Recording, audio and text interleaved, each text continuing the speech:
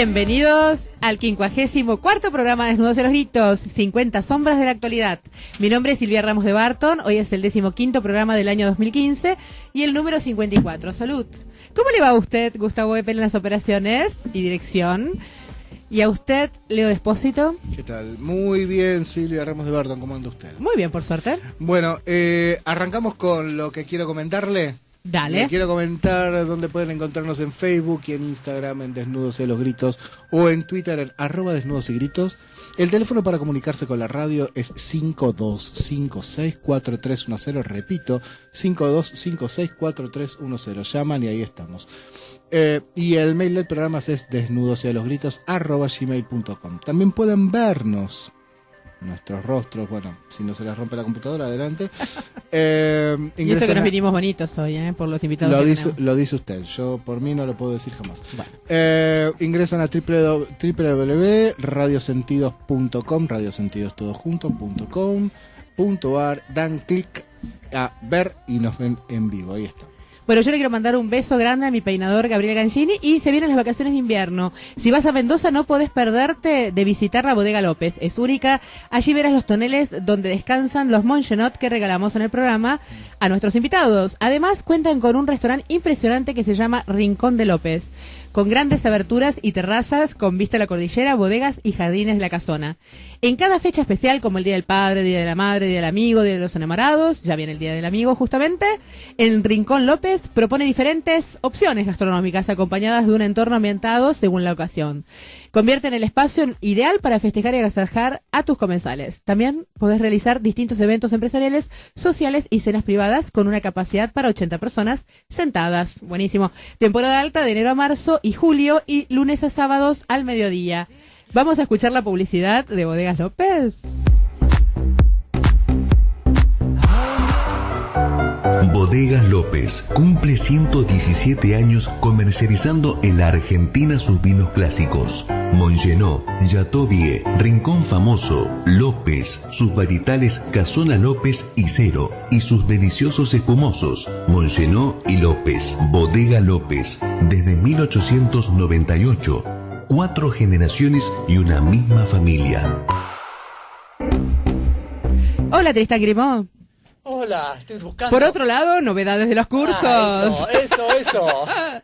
¿Cómo les va? Vine corriendo, estoy... la locura de la calle. Es tremendo. Bueno, por otro lado, entonces, novedades de los cursos dictados por Silvia Barton. En H Almacén, el próximo evento es el viernes 24 a las 19. Y será una cata horizontal de los vinos Camac de San José en Catamarca, cerca de Fiamala. Buenísimo, qué bueno. Buenísimo. Se compondrá de un Torrontés, un Bonarda, un Malbec y un Bonarda Malbec. Es una excelente combinación, bastante nueva. El curso de vinos vuelve el 12 de agosto, bueno, para mí. Todo en H Almacén. Para inscribirse pueden enviarme un mail a vinosyarte@gmail.com. Ahí está, vinosyarte@gmail.com. No creo. vinosyartes@gmail.com. Vinos y arte. vinosyarte@gmail.com. Ese es el 24 de julio y cierra el 20. No te lo pierdas, por favor. Muy Nuevo bien. polo vitivinícola. Y hoy, ¿qué tenemos, Silvia? Y hoy tenemos, dentro de las 50 sombras de la actualidad, vamos a hablar de política, peronismo versus kirchnerismo. Ya llegaron nuestros invitados, la periodista Silvia Mercado, quien escribe sobre peronismo hace más de 30 años y quien el próximo jueves presenta Al Margen del Mundo a las 19, su último libro, El Relato Peronista. Estará acompañada nada menos que por el maestro Juan José Sebrelli y el justicialista Julio Bárbaro. Y Eduardo Lalo Zanini, con una sola N, para los que nos están escuchando, quien escribió el libro Máximo, la historia jamás contada, presentado esta semana en Daín Usina Cultural. Lo curioso es que Lalo antes había escrito un libro también sobre Carlos Zanini, el actual candidato a vicepresidente de Scioli, por el Frente para la Victoria, señalado como el guionista del relato kirchnerista. Antes de recibirlos en el piso, escucharemos un mashup donde aparece el general Perón hablando de qué es el peronismo, Carlos Zanini hablando de Néstor, Scioli hablando de Cristina, y a continuación la voz de nuestra invitada, Silvia Mercado, en el tráiler de su libro El Relato Peronista. Vamos entonces, no se lo pierdan.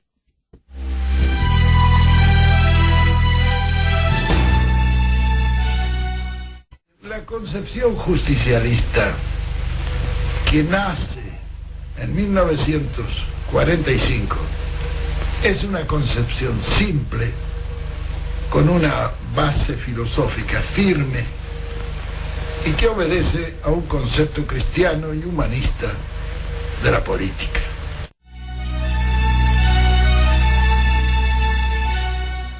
Él se la pasó diciendo y creyendo que era un hombre común con responsabilidades importantes. Y qué lindo que es el concepto, porque pone al dirigente no por consejo de ninguna consultora, de ningún asesor de imagen, era lo que él sentía. Él se sentía un hombre común que tenía que estar a la altura de responsabilidades muy importantes. Y yo vengo a este lugar a decirle, Néstor, te equivocaste, vos no eras un tipo común. No vengas a joder con eso. Vos eras un tipo extraordinario, hermano. Vos eras un tipo extraordinario. Por eso te recordamos, por eso te queremos, por eso te llevamos con nosotros, Néstor. No sigas diciendo que eras un tipo común. Tipos como vos no hay. Tipos como vos, si hubiera, Argentina estaría mucho más arriba de donde está.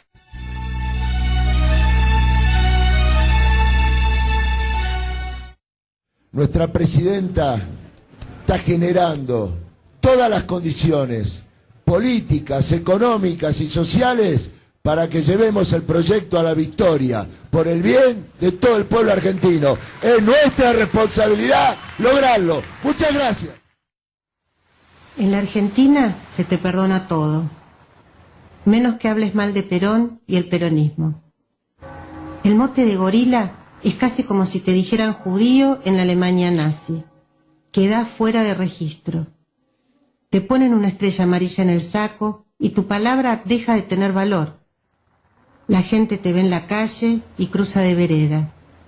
Sentís el desprecio del que quiere expulsarte de esta, la familia argentina, a la que perteneces por derecho propio, pero que no te corresponde si no le pedís permiso al peronismo para ser, para existir. Soy Silvia Mercado. Hace 30 años que escribo sobre peronismo. El relato peronista es mi nuevo libro.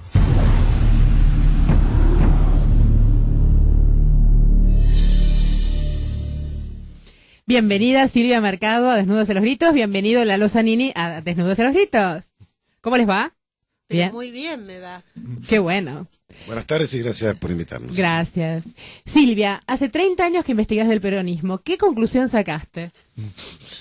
Bueno, lo primero que puedo decir es que el peronismo es un sistema de creencias, es algo que se le parece más a una religión que a un partido político y de algún modo mi libro está dedicado a eso, digamos, a poner digamos razón donde hay identidad argentina, a poner datos, información donde hay confusión, a poner luz donde digamos en una enorme cantidad de episodios invisibilizados, desde, no sé, podría contar cantidad,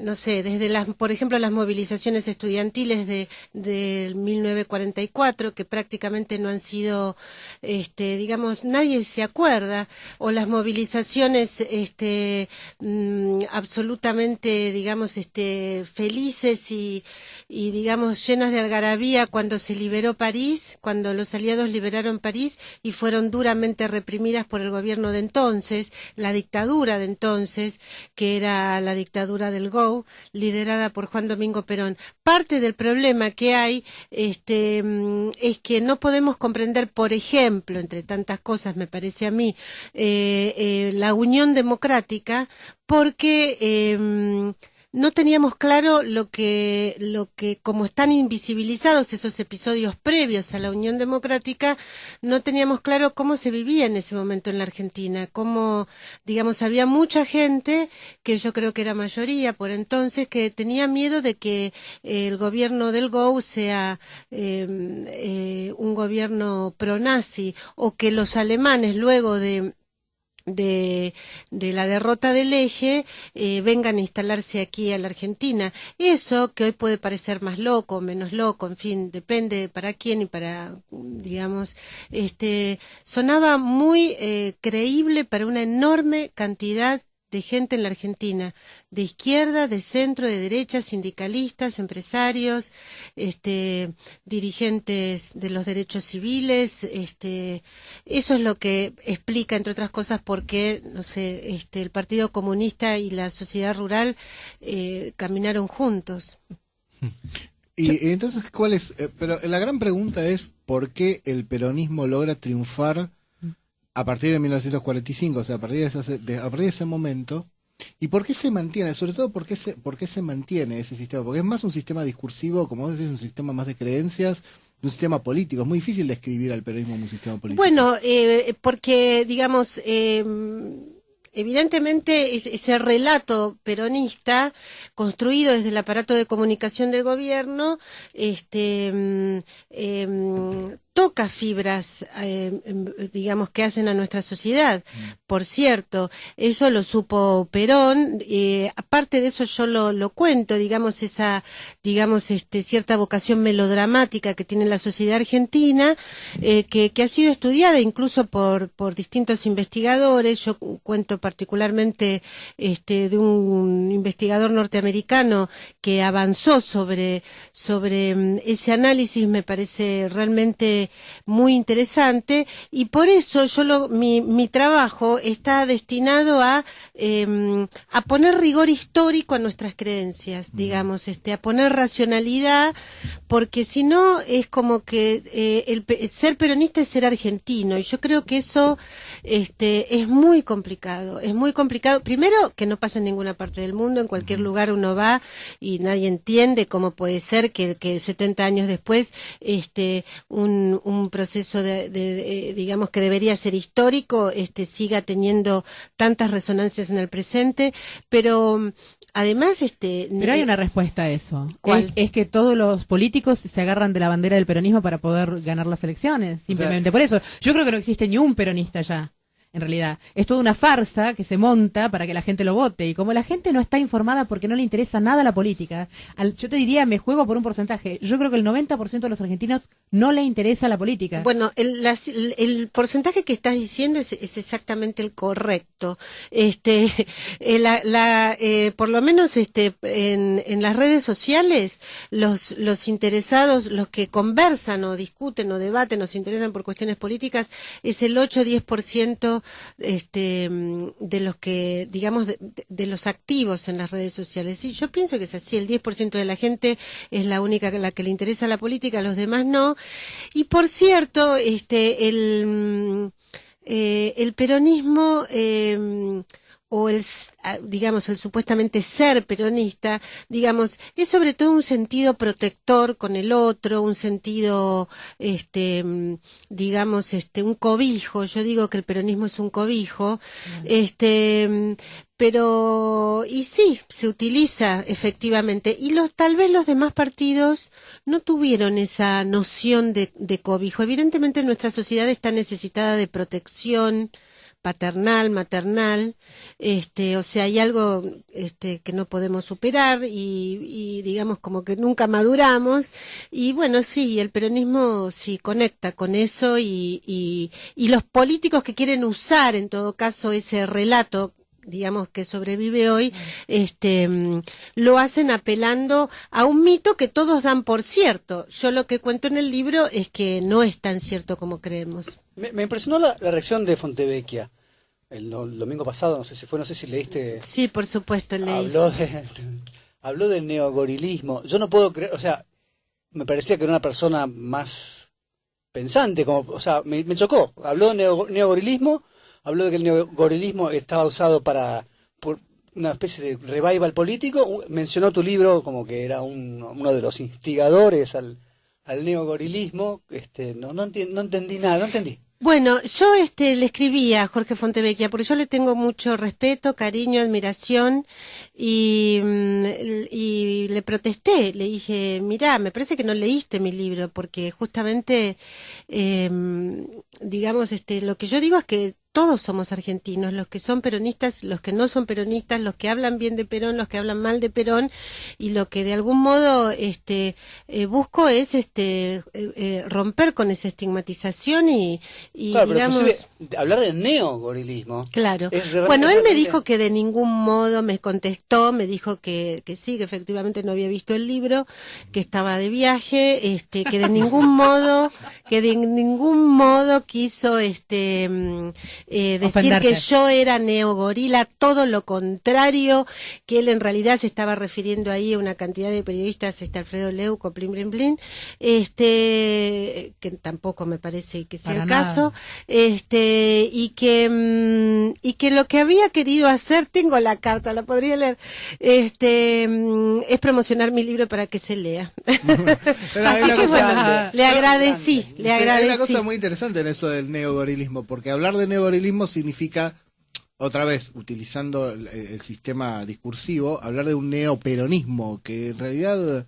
No, es peor. Es Es peor, peor, ¿no? es peor. Ah, Es, ok. es hablar del neomudismo, del neolanadismo, porque no es nada. Porque el gorila es una etiqueta, una mordaza Que no que le existe. ponen a cualquiera. No, A cualquiera que no no es peronista. Vos fijate cómo, que está en el libro también por suerte, el hablar de oposición y agarrar a todo el que es distinto y ponerlo en el lado de oposición, es hablar es casi lo mismo que decir gorila. Entonces le exigís a Macri y me sale Ingrid Bergman y es Miriam Bergman. Miriam Bregman. A mí Miriam también me Bregman, saldría Ingrid Ingrid Bergman, pero de formación bueno, es muy profesional. bonita Miriam también. Bueno, entonces le juntas a Macri con Bergman, Bregman. o Bregman, perdón, otra vez, y Bregman, y resulta que son la oposición.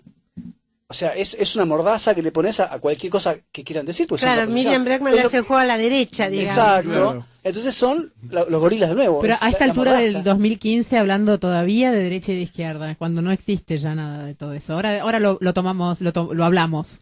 Lalo, vos escribiste sobre Máximo Kirchner, estamos reintrigados. ¿Es cierto que contás que él corretea desnudo por Calafate?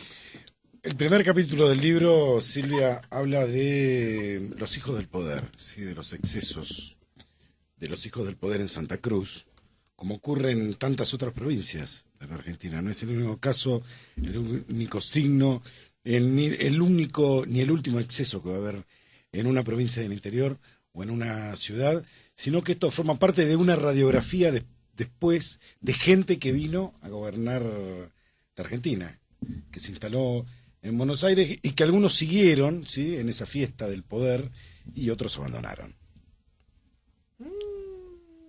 Me hizo acordar un poco a un episodio de Francisco de Asís, que en su momento de la noche del santo, la noche negra del santo, corre San de Francisco de Asís. corre desnudo. Corre desnudo, sí. Pero no es lo mismo. No es lo mismo, sería lo Pero contrario. no es lo mismo. Esta es una anécdota que cuenta una habitante mujer de Calafate, en el sur de Santa Cruz, cercano, pegado a la cordillera, donde dicen que una madrugada una patrulla policial ve corriendo a alguien desnudo, lo detienen, lo suben arriba de una camioneta, preguntan quién es, soy fulano de tal, soy el hijo del gobernador, los policías se quedan y piden una orden a su jefatura, y el jefe les dice, déjenlo donde les diga. Eso representaba Claro. en sí lo que significaba, ¿sí?, para una sociedad tan chica como Calafate y tan cerrada como la santacruceña, lo que significaba el poder, ¿sí?, del gobernador, y el déjenlo donde les diga es eso, representa eso, es una mezcla de impunidad, una mezcla de... Pobre hago lo que chico, quiero. ¿no? No sé si pobre chico. Yo la gran pregunta es, antes del pobre chico, es ¿quién es Máximo Kirchner? Qué buena ¿O pregunta. Claro. ¿Quién Ese es o sentido. qué es? ¿En qué sentido ¿Qué personalmente? es? ¿Estudió? Es ¿Terminó la claro, secundaria? o sea, No, no estudió, maligno. intentó estudiar, terminó el secundario en Río Gallegos, Ah, qué bien. intentó estudiar por mucha presión de su madre, abogacía, ¿sí?, de Néstor también, pero fundamentalmente de Cristina Fernández. Fracasó en ese intento, estuvo muy poco tiempo estudiando abogacía en una facultad privada, a diferencia de sus padres que estudiaron en la La Plata. Universidad Pública de La Plata. Ajá. Sí, y después, tal vez para contradecirlo a Néstor, empezó a estudiar periodismo, en un instituto privado también, y abandonó.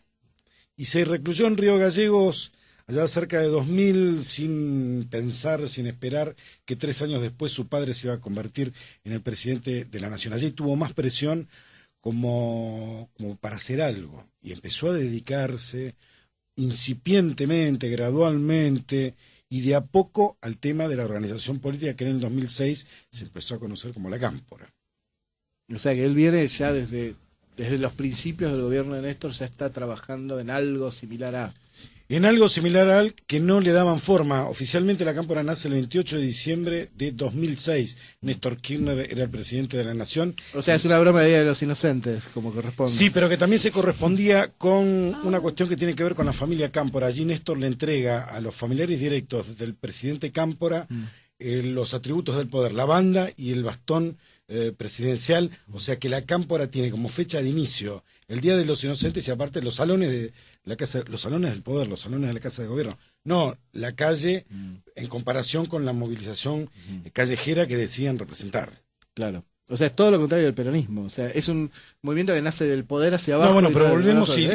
La especialista y la filósofa en estas cuestiones es Silvia. Yo no me quiero meter en cuestiones, comparto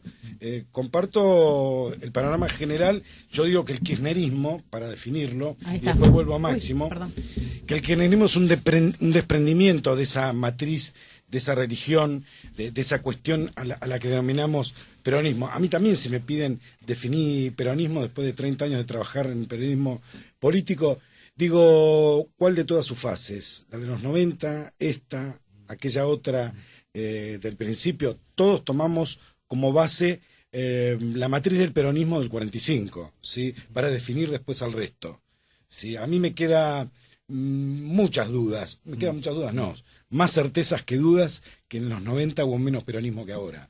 Desde el punto de vista de la concepción de esa rama, de esa corriente del peronismo que es el kirchnerismo, reivindicados, y no abro juicio de valor, reivindicados como militantes de los 70 que llegaron al poder. Claro. Y que gobernaron después con el manual de cualquier presidente pragmático, por más que digan otra cosa o digan somos de izquierda o de centro izquierda o progresistas. Sí, a mí me da la impresión, y esto le iba a preguntar a la amiga Silvia, que ese término tan vapuleado que es pragmatismo es lo único que podría definir como constante a todos los diferentes... Sí, el peronismo es el encarnaciones, partido ¿no? del poder, claramente, eso nadie lo puede negar. Pero sí coincido con lo que dice Lalo, no es exactamente lo mismo que ha pasado en la década del 90 que lo que ha pasado aquí, en esta década. Los 12 primeros años del peronismo, del 43 al 55, tienen en estos últimos 12 años, yo diría casi una réplica exacta. El problema es que 60 años después, ¿no? Claro. Es decir, uno pensó, o yo por lo menos pensé que que el peronismo y los peronistas se habían democratizado. Por cierto, hay peronistas democráticos aún hoy, hay sectores, tal vez la mayoría de los peronistas son democráticos, pero el menemismo también tuvo vocación hegemónica, también tuvo muchas dificultades para manejarse con la libertad de expresión, en fin. Trabajó mucho en los jueces. También puso jueces fue donde más golpeó propios. en la corte y en los jueces de la servilleta. Sí, o sea, tuvo una vocación hegemónica, pero claro, uno lo compara. Yo fui muy antimenemista, no voté a Menem jamás, ni por izquierda, ni por derecha, ni por populista, ni por nada. Pero claro, uno compara con estos 12 años y, no sé, parece, qué sé yo, Suecia, la década del 90, ¿no? Desde el punto de vista del respeto de las libertades públicas, del respeto a la justicia, a pesar de todo esto, Tristán, que vos decís y que por supuesto comparto, a pesar de que sí, Menem intentó tener medios propios, intentó ahogar a Clarín creando el SEI con Moneta intentó comprar este grupo, el SEI, incluso intentó comprar La Nación, intentó incluso comprar Clarín, intentó comprar Perfil, la reforma del 94 la podemos sumar. Como todo esto, tratando de ahogar Clarín, ¿no es cierto? Así que, digamos, la vocación hegemónica del peronismo cuando está en el poder es innegable, pero los grados también los tenemos que tener en cuenta, es decir, no es lo mismo, definitivamente no han sido lo mismo en esas materias, o sea, ha sido mucho más grave en estos últimos años, por supuesto. Estamos hablando como mucho de la actualidad y no del principio de todo. ¿Cuál es la inception del peronismo? O sea, el 43. El origen, claro. No 45, hablamos del 45 y hay que empezar del 43. ¿Cómo Perón arma todo esto? ¿Él con qué se formó, con quién se formó, a quién seguía, cómo armó la idea o era su propia personalidad, se explayó y generó todo esto? Perón se formó en Europa, ¿no? Digamos, primero, Perón obviamente era un hombre del ejército, era un hombre distinto al común porque ya su vida era distinta, porque digamos había sido criado por la abuela, digamos casi tenía como ciertas cosas, bueno, era un hijo ilegítimo, digamos, en ese, pero obviamente estaba oculto todo eso, es decir, era un hombre distinto, que le costó mucho superar esa extraña condición familiar que en esa época, por supuesto, era muy pesada, ahora no es un problema. Después él fue oficial de inteligencia, esto es algo que también empieza a saberse ahora, esto es muy importante saberlo. De algún modo el primero que lo empieza a contar es Rogelio García Lupo, que empieza a poner foco sobre el tema, y después hay un historiador, periodista también, un tipo muy interesante que se llama Adrián Piñatelli, que hizo un libro sobre el tiempo en que Perón, como oficial de inteligencia, estuvo en Chile. El gran problema con Lonardi que tuvo. Tuvo un problema gravísimo ahí con Lonardi, que también era oficial de inteligencia. Después de eso, Perón se va como oficial de inteligencia, se manda un grupo de oficiales de inteligencia a Europa para ver qué era lo que estaba pasando durante la Segunda Guerra, y él pide ir a Italia. Y bueno, entonces yo comparo en el libro, y siempre comparo entre los dos grandes presidentes que antes de asumir, digamos, sus presidencias tuvieron una experiencia en el extranjero. Sarmiento tuvo su experiencia en los Estados Unidos antes de ser presidente, entonces me parece que esa experiencia fue formativa y le dio un perfil a su presidencia, ¿no? a su gestión. El otro gran presidente que tuvo una experiencia en el extranjero, señalo este tema de lo extranjero porque este es un país, digamos, bastante encerrado en sí mismo, ¿no? Entonces, los presidentes que tuvieron experiencia en el extranjero obviamente tienen un plus en relación a los demás. Bueno, el otro fue justamente Perón, que estuvo casi 2 años en el lado eje de Europa, porque él estuvo en Italia, estuvo en Alemania, estuvo en Hungría, incluso estuvo en el avance de Alemania sobre Francia. Sobre Francia, estuvo en el frente. O sea que él realmente no estuvo como militar en el frente, pero estaba observando lo que pasaba. Era un observador. Claro. Y en el frente para la victoria.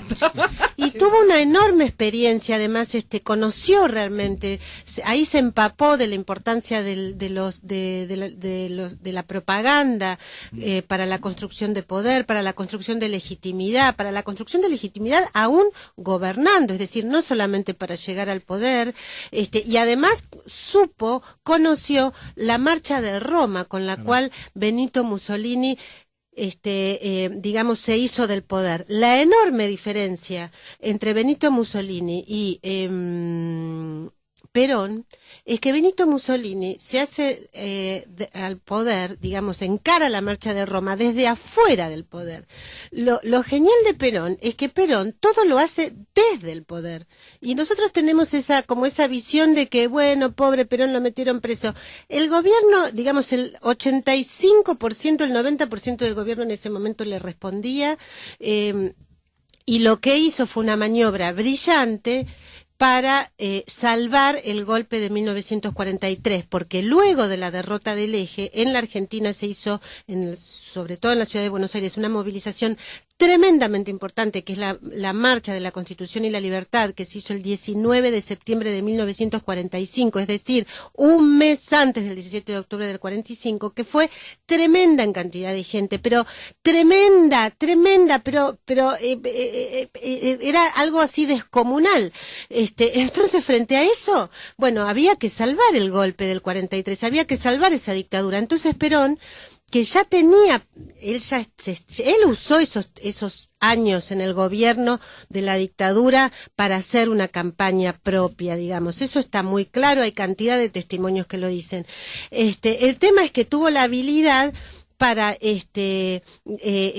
digamos, manipular una convocatoria obrera de trabajadores, bueno, para, digamos, para dar una especie de salida a una salida electoral a la dictadura. Y lo más importante de todo eso, además de esto, que por cierto es muy importante, es que Perón fue el candidato oficialista en las elecciones de 1946, no era el candidato opositor. Nosotros tenemos esa creencia de que era el que iba en contra del poder. No, él era el poder. Siempre fue, sí, Perón era el poder, o sea, siempre. Cuando vos lees, a mí me gusta mucho leer, supongo que, bueno, cuando lees la novela de Perón de Tomás Eloy Martínez, sí, es interesantísimo cómo ese discurso de ficción que hace Tomás Eloy Martínez a partir de los datos de la realidad le dan una carnadura impresionante al personaje, porque el personaje también es una construcción discursiva de sí mismo, ¿no? Por cierto, como Cristina también es una construcción discursiva, ¿no? Ahora volvemos, vamos a un corte, vamos a escuchar, hoy musicaliza Bombita Rodríguez, no era mejor musicalizador que Bombita Rodríguez. A la Pipetoa. Claro, y vamos a escuchar Las Manos Mágicas, que habla de las manos de Perón, y vamos a una pausa. Y además, desde el otro lado del mar, vía satélite, desde Madrid, mira, ¿quién va a estar con nosotros? Toda la magia del general Perón. Hola, Bombita, ¿cómo estás? Hola, general, ¿cómo está? ¿Con qué truco nos va a deleitar? Mira esta pelotita, ¿qué dice? ¿La ves? Sí, claro, por supuesto. Dice socialismo nacional. Mira, la pongo abajo del vaso y ahora mezclo. Mezclo acá. Hasta ahora nos parece muy difícil, general. Sí, mezclo acá. ¿En qué vaso está? En el 1. No está. En el 2. Tampoco. Pero, increíble, me mostró socialismo nacional y no está por ningún lado, ni en un vaso ni en el otro. ¿Dónde está? ¿Dónde está, general? En ningún lado, y creo que nunca lo vas a ver. ¿Me cagó? Sí.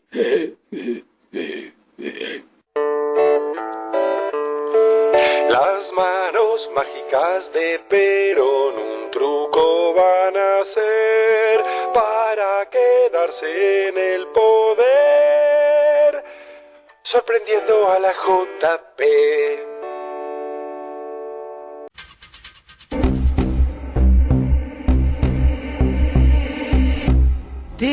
Lalo Zanini acaba de escribir, acaba de presentar, no sé, ¿cuánto tiempo te llevó máximo La historia jamás contada? Para toda la elaboración aproximadamente un año. Un año. Vos sos del sur, ¿verdad, Lalo? Yo de Caleta Olivia, en el norte de Santa Cruz. Sí. Y además facilita la investigación porque a uno le quedaron amigos, claro. Otros no tanto, pero todo el mundo quiere participar. ¿Por qué todo el mundo quiere participar en esa? Porque están hartos. Por cariño. Digo, por varias cosas. Digo, ¿cómo? Mi vecino, o era mi maestro, o, digo, por una cuestión de vecindad. Claro. Si la vecindad hace que yo diga, la conozco a Silvia, vive en 3 departamentos o a 30 kilómetros, no importa. Pero alguna vez la vi o me la crucé en el supermercado y todo el mundo tiene para aportar una anécdota fundamentalmente sobre el cuerpo, ¿no? Del libro. El cuerpo del libro, no las cuestiones políticas, sino más lo cotidiano, lo vecinal. Exactamente. Yo estuve en Calafate el año pasado y como soy así, me gusta la política, hablé con todo el mundo de Calafate y todos me decían, los odiamos, no nos gusta, lo odian a Lázaro Báez y lo pueden asesinar. De hecho, me contaron que le hacían bullying a los hijos por las calles y en la escuela y que se tuvieron que mudar directamente.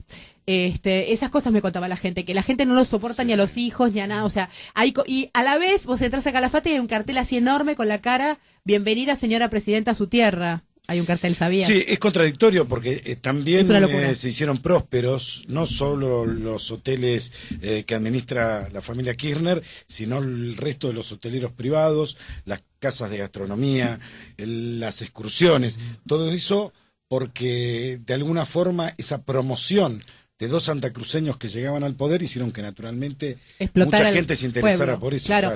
Bueno, yo estaba también viendo el glaciar y los glaciares, el Perito Moreno, y me pongo a charlar con un guardabosques, ¿no? De ahí. Entonces el hombre le digo, ¿es cierto que los notros, porque bueno, como yo soy sommelier, es una de mis profesiones, tengo amigos que han trabajado en los notros, así como sommelier. Digo, ¿es cierto que los notros lo compró la familia Kirchner? Uno de los hoteles, ¿no? Es los Notros. Ah, no, tengo entendido, ahora vas a ver. Y me dice, no, me lo niega el tipo, ¿no?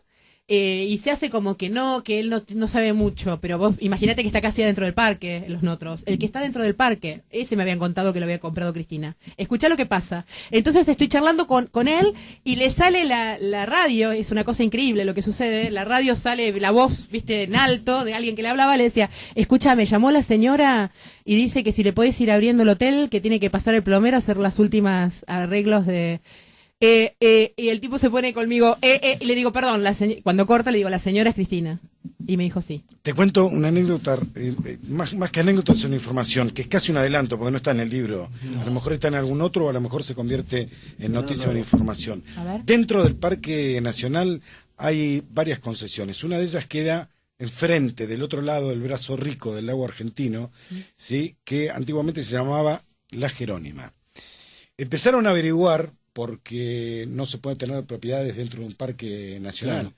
¿Cómo explotaba esa gente de origen eslavo? Allá por 1900 habían empezado a explotar ganado, después pusieron una especie de hostería y en algún momento incorporaron una parte gastronómica. Fueron a los tratados de 1900 y había un convenio, Santa Cruz Territorio Nacional, ¿sí? Con lo cual era un convenio entre el gobierno de la nación con el particular directamente, ¿sí? Dentro de un parque, provincia, claro. Dentro de un parque nacional. No había provincia, había territorio nacional, dependía del gobierno central. Le hicieron una concesión 100 añal. Esto quiere decir, en aquella época, en 1900, 100 años de concesión hereditaria. ¿Saben lo que significa esto? Estamos hablando del lago argentino, el parque nacional más importante de la Argentina. 100 añal con prórroga hereditaria quiere decir que si la persona que había firmado originalmente el contrato se moría, heredaba esa concesión. Los descendientes directos. Los descendientes directos con opción a renovar esa concesión. Bueno, alguna cuestión que no sé si es 100 añal o no, te lo estoy adelantando en exclusiva, Silvia, hay en los Notros, en esa punta de la península Magallanes, ahí frente al ventisquero Perito Moreno, porque no se conocen bien los papeles y supuestamente no puede haber una propiedad privada explotándose. Bueno, seguí averiguando y ella lo está convirtiendo en un hotel 5 estrellas, lo está ampliando, le está haciendo toda una remodelación que lo va a dejar así tipo Hollywood. Yo quiero aprovechar a Silvia que está muy ocupada y hay un montón de cosas que me quedan, pero hay una cosa muy importante que me queda en la cabeza. Dale, Tristan. Me impresionó muchísimo tu descubrimiento de Apple, me impresionó muchísimo Apple como el gran fabricante de los medios que fabricó todos los mitos peronistas. Me impresionó eso. Me impresionó también que se esté visibilizando eso. Y me da como una luz de esperanza. ¿Vamos a despertar? Esa es la pregunta. Jodida la pregunta. Es la pregunta más importante. No, tu trabajo es, impresionante. Yo creo, te agradezco muchísimo, Tristán. Me pareces un tipo muy piola también. Yo creo que algo pasa, porque, bueno, cuando yo, publiqué el libro de Apol, también salió más o menos por la misma época El Olimpo Vacío, dirigido por Pablo Rasiopi, que es además el director del trailer book de mi libro. Pablo Rasiopi y Carolina Assi, un documental que me pareció muy importante. Yo cuando vi ese documental dije, acá está pasando algo. O sea, evidentemente, digamos, hay como una, digamos, una necesidad de empezar a ver las cosas desde otro lugar. Y, digamos, y de estrenar un lugar, digamos, que en los últimos años parecía como que era imposible, ¿no? Es decir, no tener miedo a que te digan gorila, no tener miedo a cuestionar, incluso, bueno, el caso de Sebrelli y el fútbol, digamos, ¿no? No sé, claro, cosas, que realmente hacen a la identidad nacional. Así que yo creo que sí, digamos. O sea, lo que creo también es que hay dos grandes tendencias en la Argentina. Una tendencia que es más abierta al mundo, más racional, digamos, más liberal, ¿no? En un sentido absolutamente amplio, y hay una tendencia, digamos, más, digamos, no sé, casi hasta diría, bueno, más centralista, más, autoritaria, digamos, con más necesidad de protección. Yo creo Volvemos a unitarios y federales, de alguna manera. Sí, y creo que los federales son los más liberales, digamos, ¿no? Porque, digamos, yo creo que este gobierno es un gobierno muy unitario, como fue el de Perón también, que fue absolutamente, o sea, no había ningún gobernador que podía tomar ningún tipo de decisión, como ahora tampoco. No. O sea, no importa si sos de un partido o del otro, qué sé yo, estás totalmente domesticado, porque si no, no, o sea, o sea, no puedes ni pagar los sueldos. Yo creo que la verdad, tenemos que ver la verdad, y es que las dos tendencias son de la Argentina. Tenemos que tratar de que estas dos tendencias se amiguen. Tenemos que sacarnos lo mejor de cada uno, me parece, qué sé yo, si alguien me pregunta, y tenemos que dejar de tenernos miedo y de estigmatizarnos unos a los otros. Todos somos argentinos y me parece que,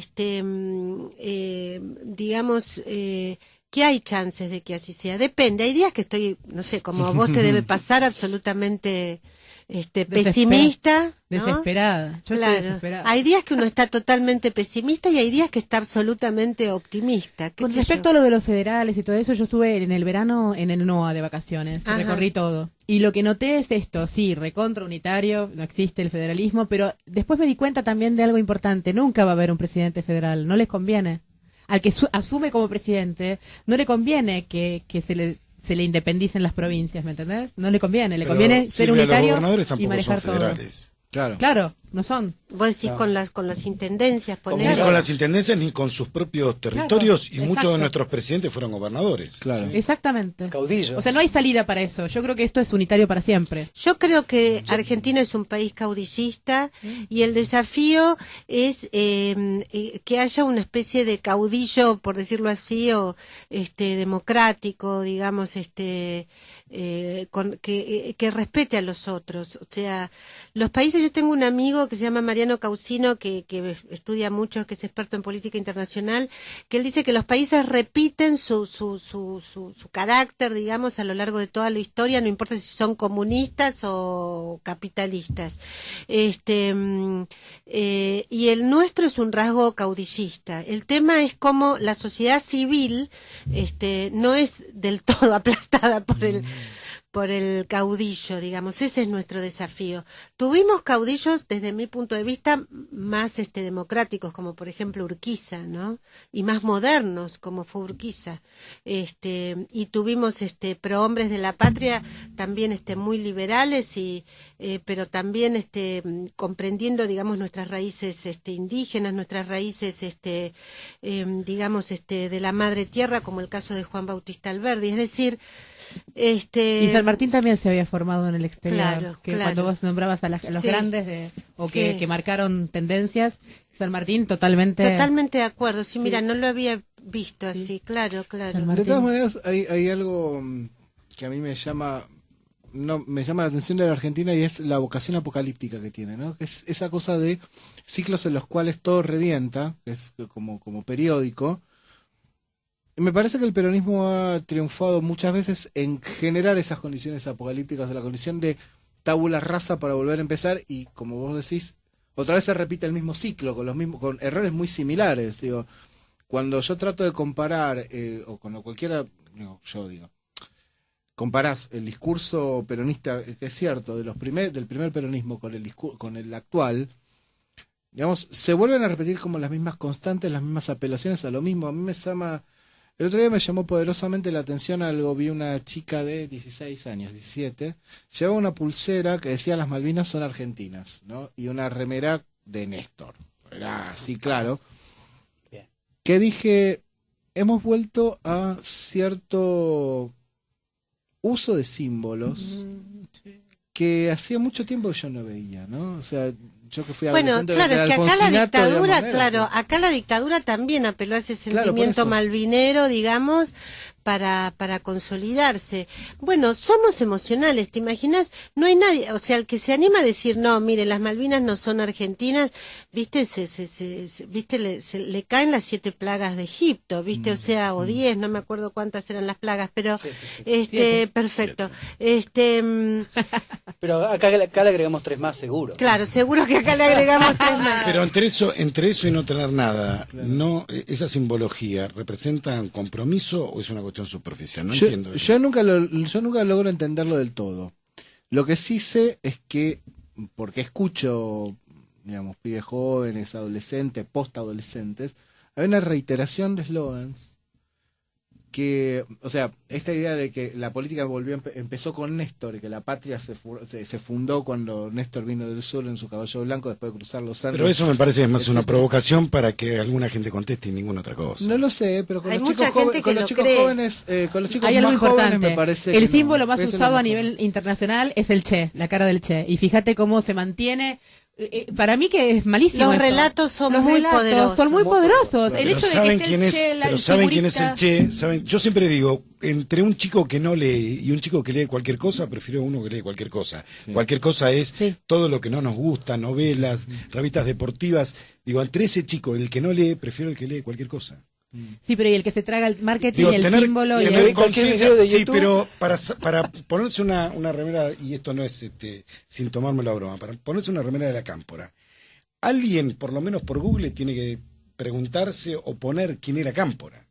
Y decir, era un tipo que fue presidente alguna vez, que estuvo preso, que estuvo exiliado durante la dictadura, independientemente que esos jóvenes estén identificados con la política o no de ese presidente en ese momento. Sí, yo lo que me pregunto es si esa circulación de símbolos no es también un poco artificial y no está supliendo eso, la búsqueda de conocimiento, digamos. Es cierto lo que vos decís, porque evidentemente para poder ponerse una remera de la Cámpora vos tenés que si algo tuvo que haber llegado. Nadie supone que la Cámpora es una mujer. ¿Sí? No, claro.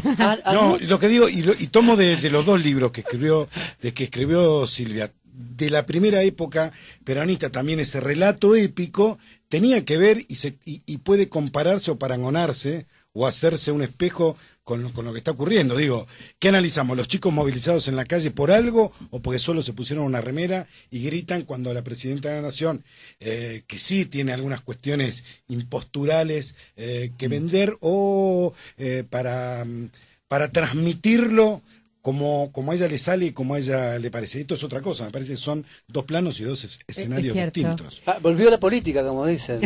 Volviendo a Máximo, Lalo. Bueno, Máximo forma parte de eso. Sí, eso es lo que estábamos justo. Estas cuestiones enganchar. A través de redes sociales, de cuestiones. Yo en un capítulo lo titulo Una revolución virtual. Porque este muchacho, desde Río Gallegos o en Buenos Aires, no ha viajado al exterior, no pude comprobar que haya tenido viajes al exterior a pesar de los recursos que tiene, le gusta mucho interactuar con las redes sociales. ¿Sí? O sea que él debe estar camuflado en Twitter con 80, por ahí es la doctora Piñata o... La doctora Piñata. No creo que Malcolm, la no sé doctora Piñata. No, la doctora Piñata yo sé quién es. No, Malcolm no sé cuánto, no sé. No, Malcolm tampoco lo conozco. Tampoco, pero bueno, debe ser alguna persona. Yo cuando presentó Lalo de su libro le pregunté si sabe cuál es el nick de Máximo, así lo bardeamos, pero dice que no. ¿Eso no lo pudiste averiguar? Él debe tener un nick, debe estar oculto. Debe tener varios, uno seguro. ¿Tenés alguno? Tiene varios, no tengo ninguno, no lo hubiera publicado tampoco en el libro, pues si no hubiera sido... Pero él debe estar... Yo tengo una forma de rastrear todo el día en Twitter. ¿En serio? ¿Cómo? Ustedes me saben parece que muy mi importante user es Autopolitics. Sí. Autopolitics no era un usuario normal, al principio era un robot. Y un robot rastreador. Y lo único que hay que hacer es Máximo, si nos estás activarlo. escuchando en muy poco Claro, tiempo, Máximo, te sabremos vamos a su levantar user. todas las cuentas. Era usada para rastrear robots o para, inclusive para pintar las relaciones entre las personas. Pero tenés que dedicarte a averiguar. Bueno, pero es Tristán Grimmond. Tengo que correr el proceso. Bueno, la vamos a despedir a Silvia porque se tiene que ir. Le tenemos un regalo para vos. Lo tenés que tomar fresquito. Te vamos a sacar una foto con el vinito. El día de la presentación del relato peronista. Ah, pero muy bien. Muy bien. Los espero Lo en tenés la que- presentación. sí, el jueves que viene terminamos la radio y nos vamos corriendo para Margen del Mundo, que de paso lo conozco, que no fui nunca. Mongenot joven, muy bien. Muy bien, lo tenés que refrescar un poquito. Y adentro va también un cortagotas para que te lo sirvas y no vuelques nada. Y te ¿Cuánto es? queda- ¿8 grados está bien, Silvia, o 10? No, un poquito más, a 12, ahora 12. que estamos en invierno, sí. Una foto con el vino, que hoy la Bodega López me dijo, mándame la foto. ¡Qué buena foto! Ahí está. Muy ¿Quieres que bien, te ponga muy el bien. flash? Está bien. ¿Está bien? Perfecto. Bueno, muchas gracias por venir. gracias. Esto sí que no me lo esperaba. Y nos vamos con Si una no, venía canción, 2 vamos veces. a una pausa, un minutito. Y vamos con la Armas para el Pueblo. Bombita Rodríguez, 2 minutos. Salió el tema que lo sacó a la fama. Tu papá no me quiere, es un cerdo capitalista, pero yo quiero casarme con vos y luchar por la patria socialista, pero yo quiero casarme con vos y andar juntos por la senda guevarista. Armas para el pueblo, armas para el pueblo, armas para el pueblo ya. Armas para el pueblo, armas para el pueblo, armas para el pueblo ya. Próximamente veremos la vida de este cantante popular que llegó al cine con comedias como Amor y Frente de Masas, Me gustan tus ojos y tu pensamiento leninista, Qué linda es mi familia, lástima que sean unos burgueses sin conciencia nacional.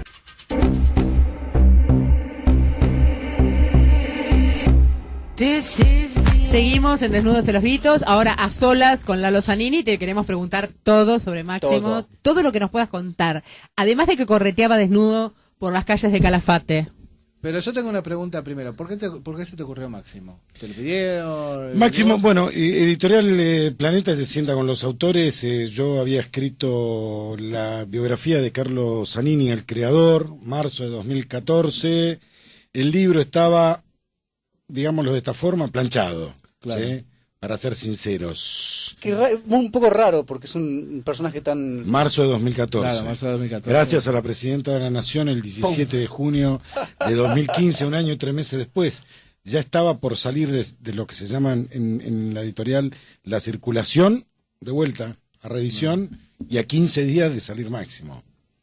O sea, que vos escribís sobre candidatos, sin darte cuenta. Escribís antes. Él escribe antes y después son candidatos. Perfecto, Es buenísima. Y entonces, Máximo, que te lo propusieron después de lo de Zanini, o vos... Le habían ofrecido a varios colegas, a varios escritores hacer Máximo. La mayoría desistió porque decía que fundamentalmente el escollo con el que se iba a encontrar era con que Máximo no iba a hablar, no les iba a dar ni entrevista, ni charla, ni pasarles información. Descartaron dos o tres. Cuando me preguntaron, yo dije lo mismo, pero dije, mis fuentes en Santa Cruz me pueden ayudar. Muchos no se convencieron, volví a otra reunión, dije, tengo una persona en Calafate, un Andreu Gallegos, y otra que puede hablar de los hijos del poder y de los excesos de aquellos muchachos, pibes, que recién terminaban el secundario en los 90. Me dijeron, bueno, dale, métele. No, y ahí salió. ¿Pudiste entrevistarlo a él? No. Todo con fuentes hiciste el libro. Todo con fuentes. Porque él Y el solamente le da 80%, entrevistas a Víctor Hugo. Y el 80% de las No, pero fuentes... además que reservadas, perdón, Claro. quería decir esto, un detalle, reservadas. Con nombres de fantasía o directamente sin que aparezcan referencias geográficas, temporales, limpiar todas las pistas para que no lleguen a eso. Para que no lleguen a eso. O sea, evidentemente hay, digamos, eso habla de miedo, o sea... Miedo. Miedo... Sí, la palabra O miedo. sea, el poder de los Kirchner en Santa Cruz es muy grande. A mí siempre me río del título del libro de Tenenbaum, ¿qué les pasó? Y siempre me pregunto, pero no sabía lo que les pasó, si era... En Santa Cruz habían hecho lo mismo que hicieron en la Nación, ¿no? Claro. Es muy fuerte el poder en Santa Cruz de la Familia. Hay una cosa que si vamos con eso, que es la fortaleza del poder y al mismo tiempo cómo los detestan. Kirchner, siendo un tipo tan poderoso de familia, de todo, cuando le tocas la gobernación, cuando se postula para gobernador, pierde.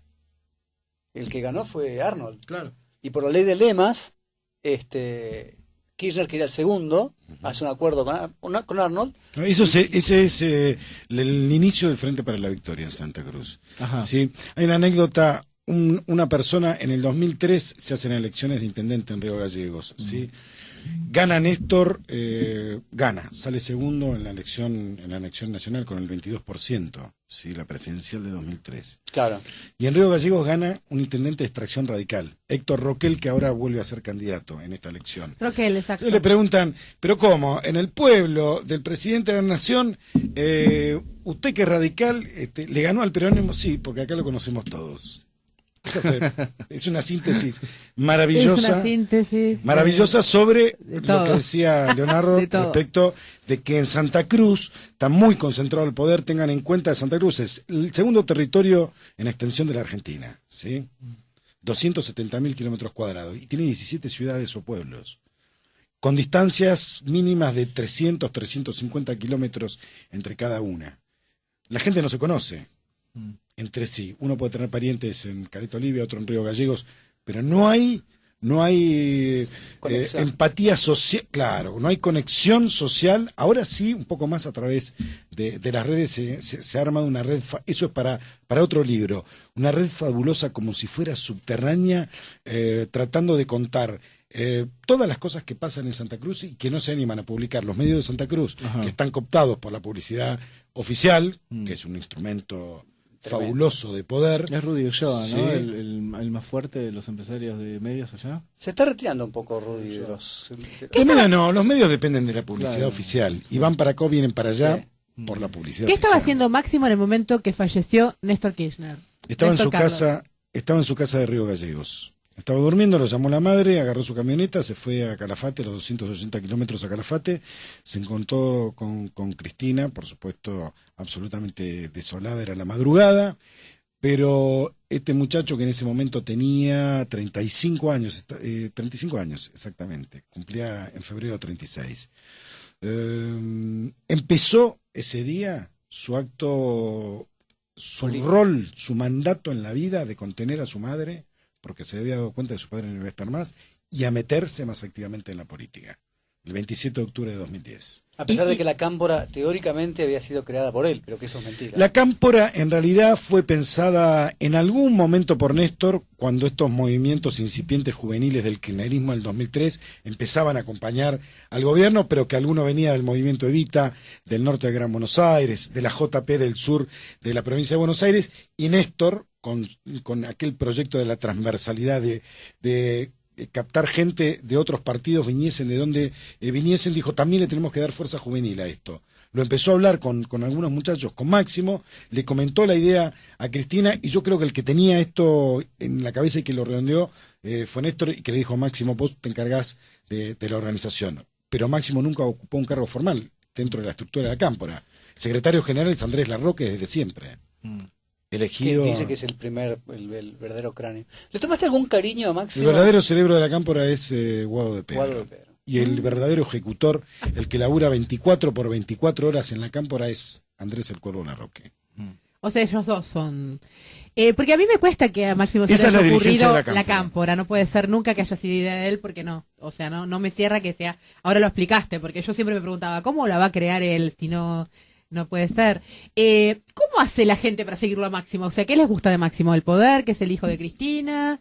¿No les gusta nada y lo siguen igual? ¿Cómo es? ¿Estuviste con gente de la Cámpora? Sí, estuve con mucha gente de la Cámpora que por supuesto pidió reservar su identidad. La crítica, ellos reconocían como jefe político, no a Máximo. Estoy hablando de los pibes. Sí. Sino a Néstor cuando estaba vivo. Y después a Cristina. Ajá. Y hoy a Cristina. ¿Sí? Dicen que Máximo es un tipo piola, que es el hijo de dos presidentes, pero que nunca le vieron la cara y que nunca les bajó una línea o una directiva, que los que bajan la línea y la directiva son de Pedro, Larroque, Cabandier, Otavis. Máximo recién debutó a los 37 años, el 13 de septiembre de 2014, Silvia, en la cancha de Argentinos Juniors, en el único acto donde habló. A los 37 años. Un único y último por ahora. Porque en el último acto habló Zanini, habló Scioli, en el que él se presentaba. Que era un parte del mashup que pasábamos. Claro, exactamente. Y él no habló una sola palabra. No habló, hablaron de él. Es el habló único. Por Scioli eso yo del- pongo último capítulo de esta biografía Máximo, la historia jamás contada de Editorial Planeta, pongo el candidato. Y después al final de todo el discurso único. Jugando un poco con la Hay idea. otro discurso, la entrevista que le hace Víctor Hugo por radio está buena, es larga. Sí, pero es una entrevista Y periodística. Es una entrevista No, y además que periodística, está pero... editada. ¿Está editada? Está editada. ¿La pasaron grabada?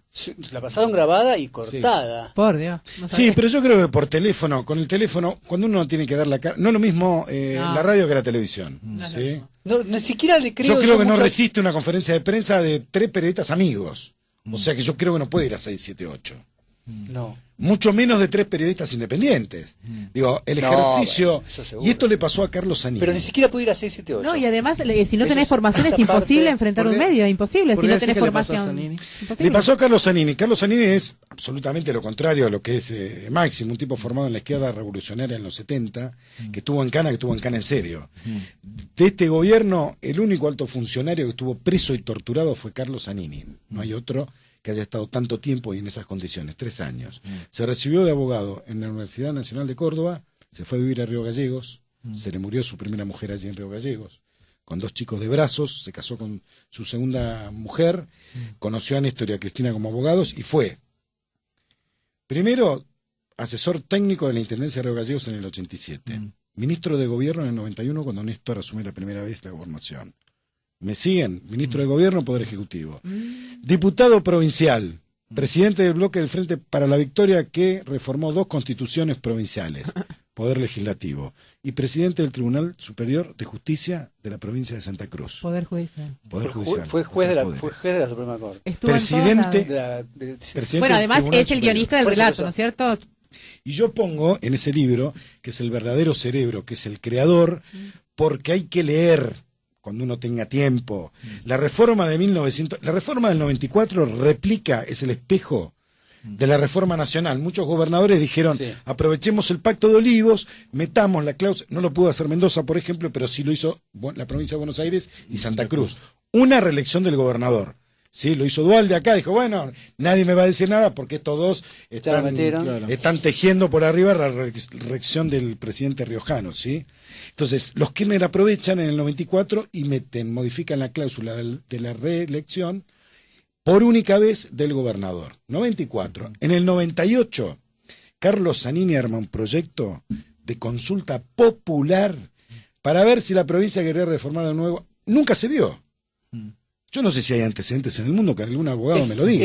Es inconstitucional. Consulta popular, no Además, una convención. ¿Me escuchan? en el 94 Sí, se no estoy estableció. azorada, en el azorada. 94 Consulta popular. La Sin provincia de palabras. Santa Cruz dice que mayoritariamente dice que sí. La que gente quieren, va y vota encima. que quieren reformar la Constitución porque le preguntan, vamos a reestructurar. Escuchen bien la letra. Carlos Zanini. La pregunta de la consulta popular. ¿Queremos reestructurar la justicia? ¿Le suena? Sí, democratización. Sí.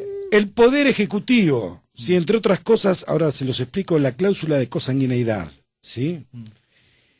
Y el Poder Legislativo, reducir la cantidad de legisladores, que era lo más demagógico, entre otras, lo más demagógico, porque la gente decía, vamos a ahorrar dinero del Estado, vamos a reducir la Simplificamos estructura, las cámaras. vamos a unificar las cámaras.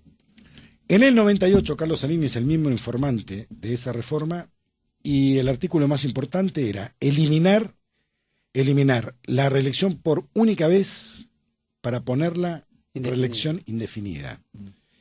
Y que al gobernador lo pudiera suceder su mujer, su hijo, su hermana o cualquier familiar directo. Eso básicamente es... Es una Santa monarquía. Cruz, 1998. Una monarquía. Es una monarquía. Es una monarquía. Bueno, bienvenidos a la información. Digo, cuando escribí ese libro, mucha gente empezó a decir, pero esto no lo vimos. Bueno, Bueno, hay una cosa que me impresionó. yo no tengo la culpa. Hay una cosa Me que me acordé de impresionó algo. muchísimo y creo que ya la conté, me impresionó una vez, que es que en el cuando el golpe que le hace Cristina Kirchner a Del Val, sí, es un es el gobernador Del Val era gobernador en Santa Cruz. En Santa Cruz, Cristina y Néstor le hacen un golpe, o sea, el peronismo entero le hace un golpe a Del Val, que era peronista también, aduciendo que estaba enfermo, que no podía seguir. Eso es cierto, la provincia estaba en cesación de pagos, no le pagaban a los maestros, no le pagaban a la policía, no le pagaban ahogados a nadie. bueno, el rescate vino después, bueno, ya sabemos toda esa parte, pero ese golpe que le dan a Del Val sale eyectado, queda el vicegobernador, que jugaba fuerte para Kirchner. Muy bien. Y ¿Quién era el vicegobernador? No me acuerdo que es ahora, ¿es Becerra? No. Está procesado actualmente por el tráfico de efedrina. Sí. José Granero. José Granero, gracias. Ex titular del triple crimen de General Rodríguez. Exacto. No, pero además estaba muy asociado con Kirchner ya en ese momento y le hacen una campaña política a Kirchner, que Kirchner pierde en la elección de gobernador. Esa es la parte más No, pierde la interna. Nunca perdió una elección de gobernador.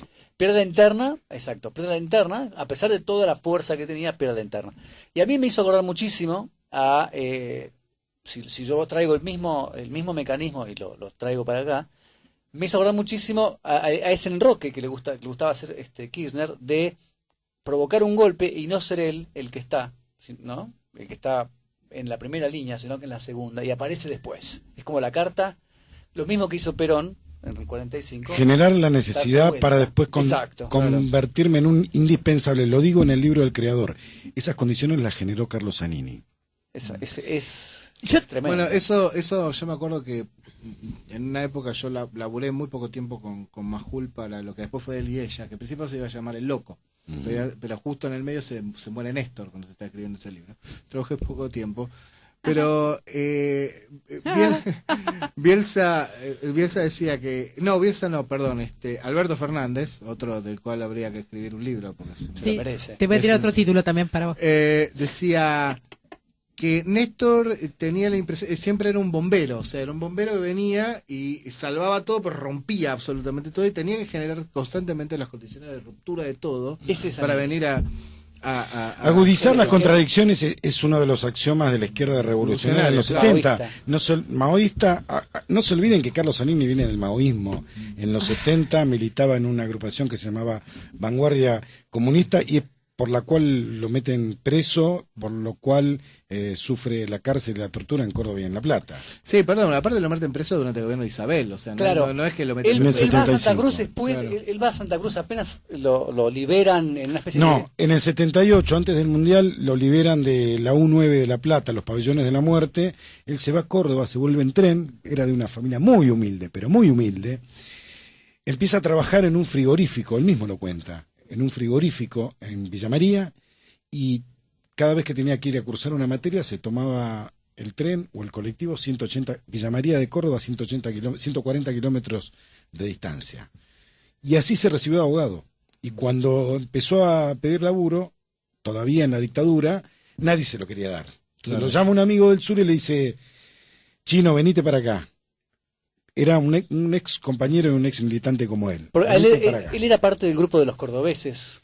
Que en Santa Cruz le decían los cordobeses a los que se fueron. Los cordobeses de Vanguardia Comunista, donde estaba Jorge el Negro Chávez, que es el amigo que lo llama, y con quien comparte el primer estudio en Río Gallegos, entre otros, y también otros abogados que eran 5 o 6, que eran los chinos, ¿sí?, que se habían instalado en Río Gallegos antes de conocer al peronismo de Río Gallegos, la gente del Ateneo Juan Domingo Perón, que eran Néstor, Cristina, Alicia Kirchner, Rudy Ulloa, Daniel Barizat y Oscar Cacho Vázquez, que es la persona que más amiga fue de Néstor Kirchner y que se murió hace pocos años. Todos dicen que Kirchner no tenía amigos y que eran todos salvo subalternos, Cacho Vázquez. Salvo Cacho Vázquez. Vos que lo conocés a Zanini, si tuvieras que... Acá te hago una reunión con Daniel Scioli, a solas. ¿Qué le dirías? Igual iba a ser una pregunta parecida. ¿Qué le dirías? Que es la de Grimo. Y la otra es, ¿qué se puede esperar de un Zanini vicepresidente?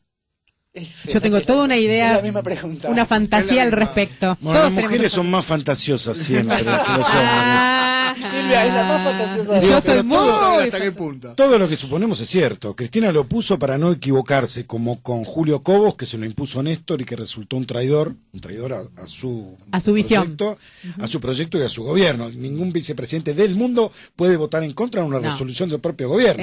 La Argentina es única. Es única, es increíble, eso, y fue una locura eso. Y después, bueno. independientemente de que Cobos con eso apaciguó algunas cuestiones que tenían que ver, que estábamos al borde de un chispazo, ¿sí? Y de algo mucho más grande, de un enfrentamiento más grande. Sí. Y en el 2011 se equivocó la propia Cristina, porque el 10 de diciembre de 2011 ya a Vudú lo corría el carro de la justicia. Claro. ¿Sí? Y esta vez no se quiso equivocar. Carlos Zanini, su mano derecha, su hombre de confianza, el hombre que la contiene políticamente, el que le escribe con los él todos los días, todo. el que le escribe los discursos y el que la trajo y el que vino con ella, ¿sí? De Santa Cruz acá en 2003. Hace mucho que quiere ser presidente, Zanini. No hay ninguna posibilidad de que Carlos, y esto está grabado, ninguna posibilidad de que Carlos Zanini traicione ni al proyecto kirchnerista ni a Cristina. ¿Por qué?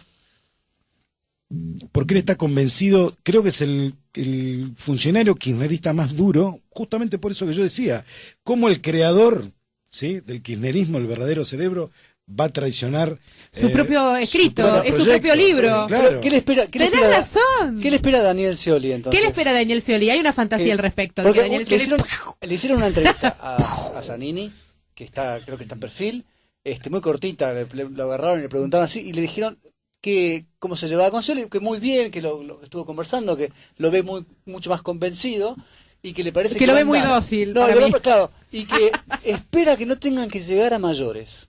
¿Dijo eso? Dijo eso. Y yo tengo otra pregunta mucho más dura después de Espera, por eso.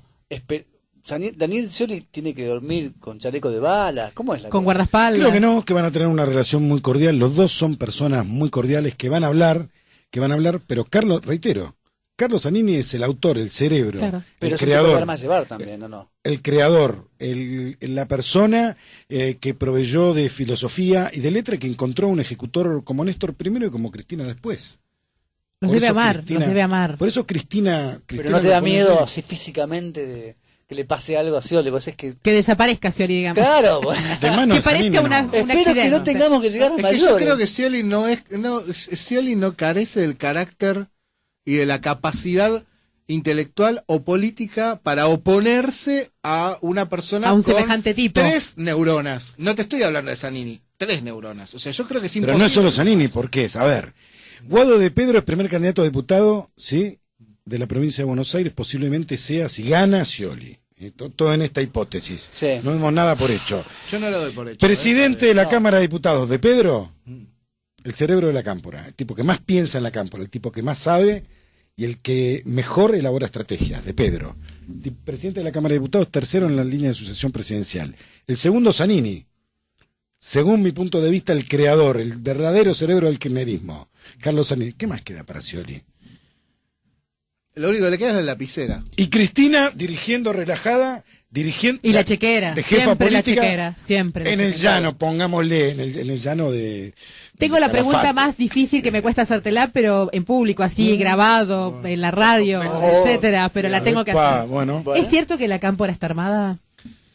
De armas. De armas, de pum pum. De armas. Yo, en la investigación que hice, en el libro no figura eso, Silvia. La investigación que hice, no hay ningún indicio que me lleve ni siquiera a pensar eso, ¿sí? Creo que... A pesar de que tuvieron el RENAR, a pesar de que Yusuf habla de los... Creo que hay que puede haber algún grupo medio enloquecido, que puede haber algún grupo en el sur, cuando digo el sur hablo de La Plata, que piense que algún episodio que tenga que ver con la defensa de la presidenta de la Nación, o que pueda tener que actuar en algún caso extremo. Pero nadie, a ver, si esto lo estamos hablando nosotros, ¿la justicia no debería investigar esto? ¿Qué pasa? Bueno, la justicia, lo sacaron a Bonadío, si querés. Sacaron a Bonadío. Como noticia de la justicia. Sí. ¿De qué justicia? Hola, ring, no, ¿dónde está? Bueno, pero estoy preguntando, ¿qué? ¿Los periodistas tenemos que claro, esto?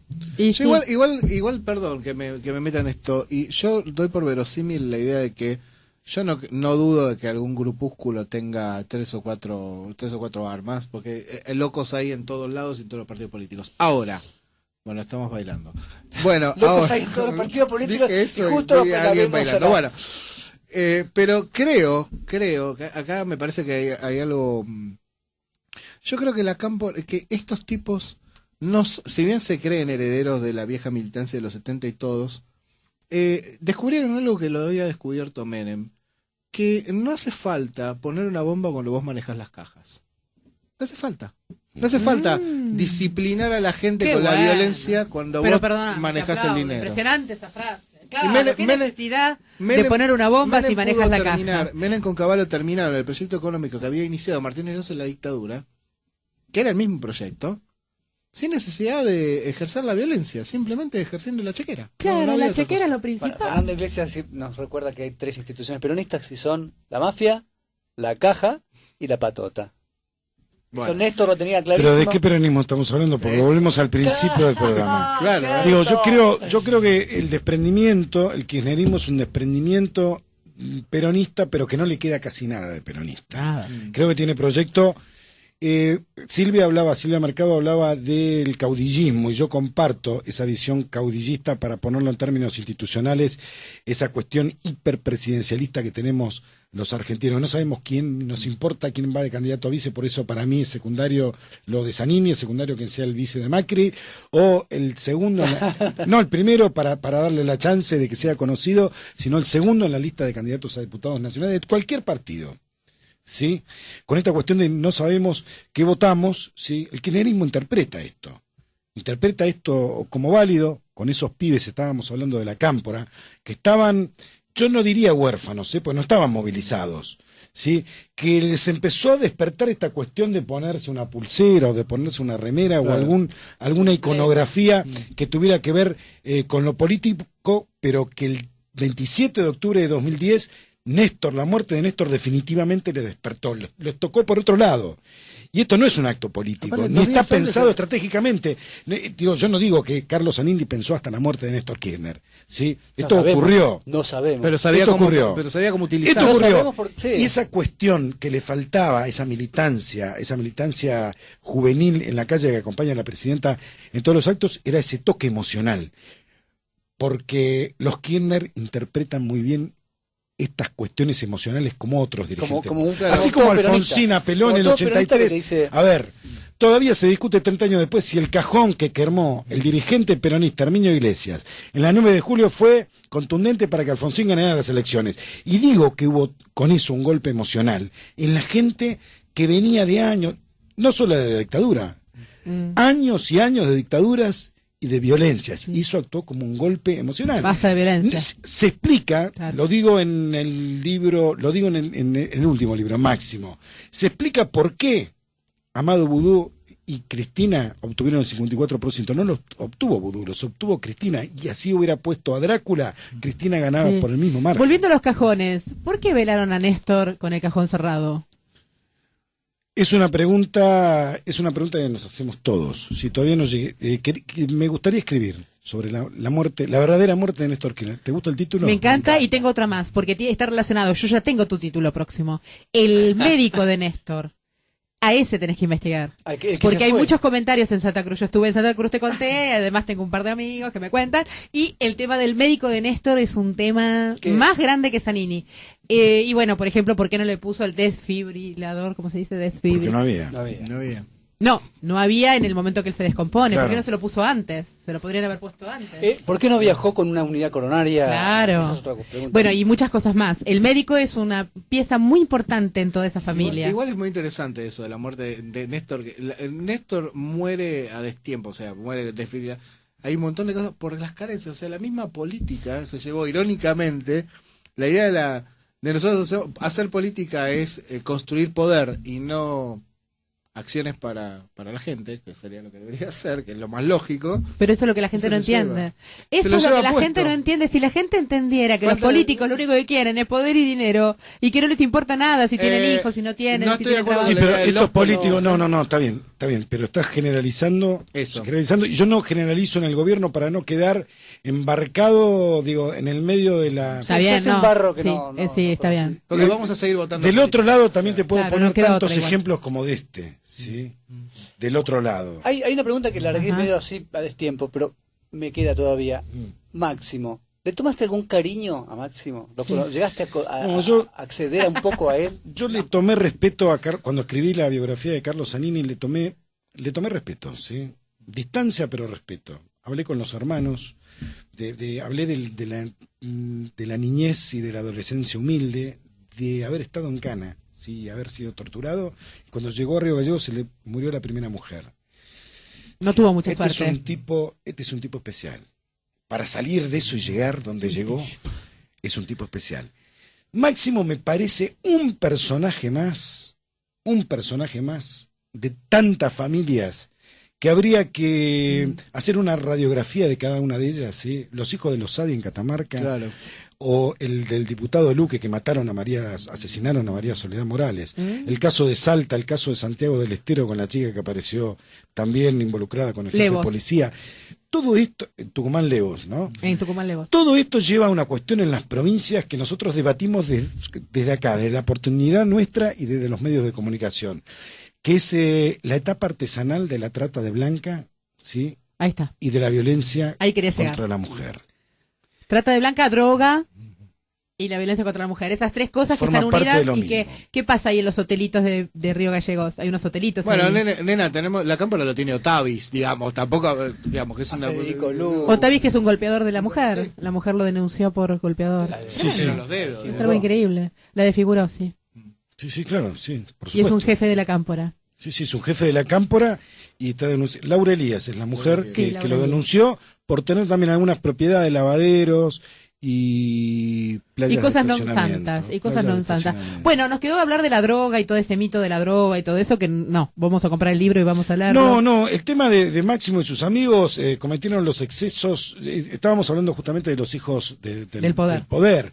Sí, el hijo de un presidente de la nación, presidente en ejercicio, corriendo picadas, sí, un día de lluvia, sí, por la ruta 9, se plantó un helicóptero de $40 millones, 40 palos. ¿Cómo se plantó un helicóptero? Se plantó, se enganchó con unos cables y se cayó. De Carlitos. El único hijo presidencial que se murió en esas circunstancias. Sí, corriendo picadas con la custodia. Claro, corriendo picadas en un helicóptero. En un helicóptero de 40 millones millones de dólares. Ah, no sabía que estaba corriendo una picada con la guardia que iba en el auto abajo. Jugando... No sabía eso yo.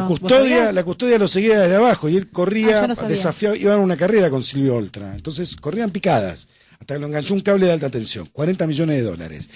El noviazgo, ¿sí?, de Antonio de la Rúa, lo digo con nombre y apellido, con Shakira, le salió al Estado argentino, no lo puse en este libro, a lo mejor es materia de otro. $20 millones de la CIDE, de los fondos reservados de la CIDE. ¿Pero por qué? ¿Porque lo seguían, lo acompañaban? ¿Qué pasó? Porque necesitaba, el hijo del presidente necesitaba plata para entrar, porque él se pone de novio con Shakira cuando el padre era presidente de la nación. Sí. ¿Sí? Ajá.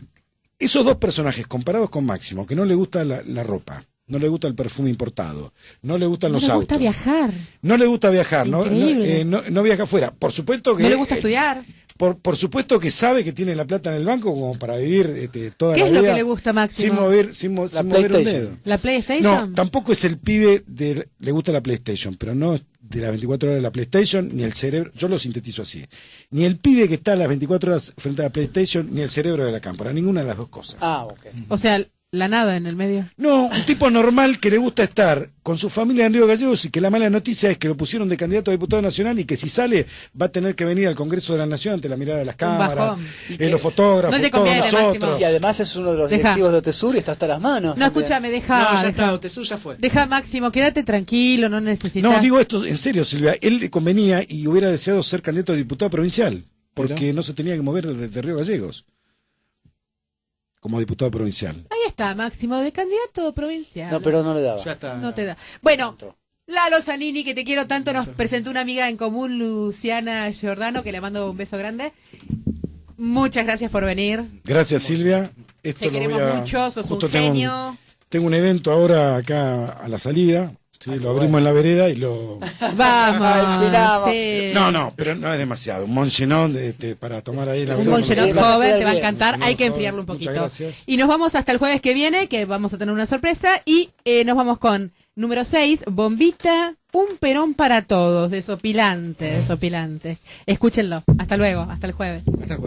Hay un Perón para el sindicalista, hay un Perón para el burgués, hay un Perón para el derechista y para nosotros también. Pero entonces, ¿a quién le habla Perón? A todos, Patricio, a todos. Perón nos prefiere a nosotros, porque en el fondo es socialista. ¡Qué bueno! ¡Viva Perón! Sí, viva Perón en cualquiera de sus versiones. Por supuesto, también Bob y Patricio van a estar con nosotros porque Bob anda militando por todo el mar. Lo sigue a Perón, pero piensa en mar. Los peces en arma, él ya quiere ver. Para el socialismo ya mismo imponer. Bob Esponto, Bob Esponto, Bob Esponto, Bob Esponto. Festival de prebienvenida al General Perón. Vamos a pasarla bien al Gran Rex. Antes de pasar la bomba en Ezeiza, te esperamos. Finalmente, el festival no pudo hacerse, pero anunciando lo que iba a ocurrir días después, grupos del peronismo ortodoxo, 15 minutos antes de que el Gran Rex fuera tomado, pusieron una fuerte seña por el alquiler del mismo. Una frustración más. Un capítulo más en la vida de este cantante que sintetizó el sentimiento de una época, el recordado y querido Bombita Rodríguez, ídolo de la canción nacional, popular y revolucionaria.